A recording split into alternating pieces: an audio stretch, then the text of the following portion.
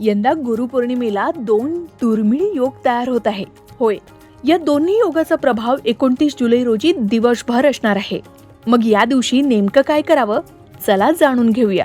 खरं तर यंदा आषाढ पौर्णिमेची तिथी ही 28 आणि 29 जुलै रोजी विभागून आल्यामुळे गुरुपौर्णिमा कधी आहे हा प्रश्न भाविकांना पडलाच आहे. आता 28 की 29 जुलै रोजी गुरुपौर्णिमा साजरी करावी हे तर आपण जाणून घेणारच आहोत. शिवाय या दिवशी जुळून आलेले 2 दुर्मिळ योग कोणते हेही आपण जाणून घेऊया. हिंदू पंचांगानुसार आषाढ पौर्णिमेची तिथी सुरू होणार आहे 28 जुलै रोजी सायंकाळी 6:21 आणि ही तिथी समाप्त होणार आहे 29 जुलै रोजी रात्री 8:07. महत्वाचं म्हणजे हिंदू धर्मात उदय तिथीला विशेष प्राधान्य दिलं जातं, म्हणजे सूर्योदयाच्या वेळेची तिथी. 29 जुलै रोजी सूर्योदयाच्या वेळी पौर्णिमा तिथी असल्यामुळे यंदा गुरुपौर्णिमा बुधवारी 29 जुलै 2026 रोजी साजरी केली जाणार आहे. या दिवशी गुरुपूजन आणि धार्मिक कार्यासाठी काही मुहूर्त शुभ मानले जात आहेत. जसे पहाटे 4:17 पासून ते पहाटे 4:59 ब्रह्ममुहूर्त असणार आहे. ही वेळ साधना आणि चिंतनासाठी सर्वोत्तम वेळ मानली जाते. या काळात स्वामींचा, दत्तगुरूंचा किंवा तुमच्या आराध्य गुरूंचा मंत्रजप करावा. त्याचबरोबर या दिवशी विजय मुहूर्त असणार आहे दुपारी 2:43 पासून ते दुपारी 3:37 ही वेळ नवीन कामाच्या सुरुवातीसाठी योग्य मानली जाते. शिवाय तुम्हाला कोणता शुभ संकल्प घ्यायचा असेल तर त्यासाठी सुद्धा ही वेळ अत्यंत महत्वाची मानली जाते. आपण या वेळेत गुरूंच्या मार्गदर्शनाखाली नवीन कामाचा श्री गणेशा करू शकता असं सांगितलं जात आहे.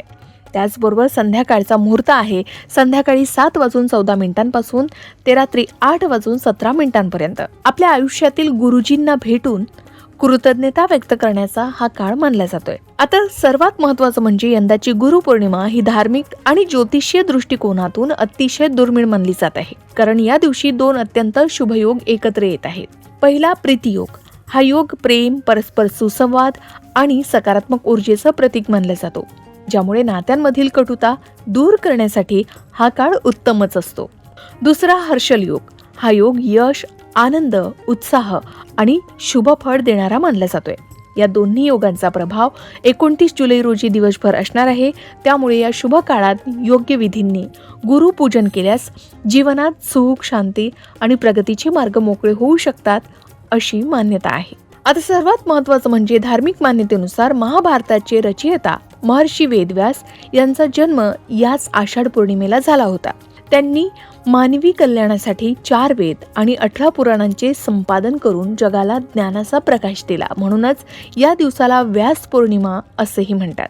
या दिवशी शिष्य आपल्या गुरूंचे पाय धुवून त्यांची पूजा करतात आणि आशीर्वाद घेतात. या दिवशी पवित्र नद्यांमध्ये स्नान करणं आणि गरजू व्यक्तींना दान धर्म करणं हेही अत्यंत पुण्यदायी मानले जातं. त्यामुळे मनातील नकारात्मकता दूर होते असं सांगितलं जातं.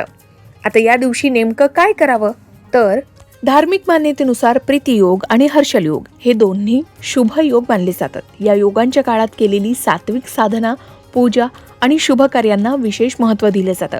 या दिवशी काही गोष्टी लाभदायक मानल्या जातात. जसे ब्रह्ममुहूर्तात किंवा सूर्योदयानंतर लवकर स्नान करावं.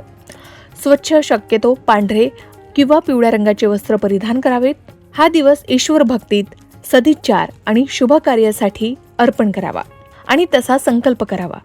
या योगाचा संबंध शुभता आणि सकारात्मक ऊर्जेशी जोडला जात असल्यानं भगवान श्री हरिविष्णू, श्रीकृष्ण किंवा आपल्या गुरूंची पूजा या दिवशी करणं अत्यंत शुभ मानलं जातं.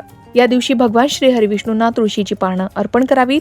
पिवळी फुलं, अक्षता आणि नैवेद्य अर्पण करावा. तुपाचा दिवा लावावा. शक्य असल्यास ओम नमो भगवते वासुदेवाय या मंत्राचा 108 वेळा जप करावा. विष्णू सहस्रनाम किंवा श्री सूक्ताचं पठण करावं.